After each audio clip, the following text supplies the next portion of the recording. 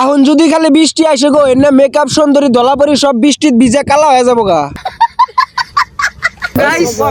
আজকে হলো বিয়া, ঠিক আছে, মানে আমার মামা তো বোনের বিয়া, তো এই নাইছি মানে এই যে 900 গাড়ি ঠেকাবেন ঠিক আছে, কিছু টাকা দিব সাবানির খরচাটা বলি টাই বাই করে না বুঝছেন, টাই বাই করে 100 টাকা দেব, 100 টাকার মানুষ আমি, কিন্তু বলগার মানুষ মানুষ মানি দেনা পকি ভাই এন কুটুড়ি বলান এই 900 টাকা দিয়ে দাও 100 টাকা হাতে দেখছেন কোড়ি কোড়ি বলান তো বলানের চকলেট দিব না গাইস 100 টাকা 150 টাকা দিছি 150 টাকা দিয়ে 150 টাকা হয়ে গেছে তো বলান চলো দোকানে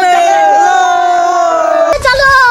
তো গাইস তারপরে বিয়ার গেট সেট আটকানোর পরে 150 টাকা দিল, আর এই 150 টাকা নিয়ে পোলাহানে নিয়ে আইলাম দোকানে চকলেট কিনে দিবেন নিগে। আর গাইস টেহা হইলো 150, পোলাহান হইলো 50 জন, তার জন্য পোলাহানে 1 টাকার করে চকলেট কিনে দিতেছি। আর পোলাহান যেভাবে ডাবল ডাবল নিতেছে লাস্টে বানিয়ে আমার পকেটে থেকে নি জরিমানা দেওয়া লাগে। আবারও শর্ট করব, ডাবল নিও না, দয়া করে ডাবল নিও না,